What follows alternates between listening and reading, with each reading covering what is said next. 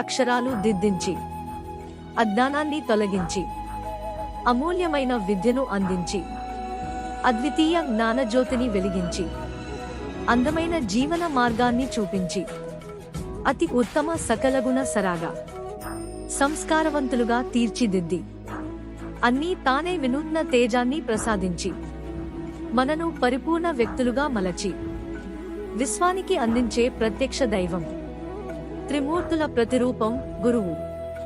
నా హృదయ కమలాల పాదాభిషేకాలు చేస్తూ నా గురువులందరికీ ప్రణామాంజలులు.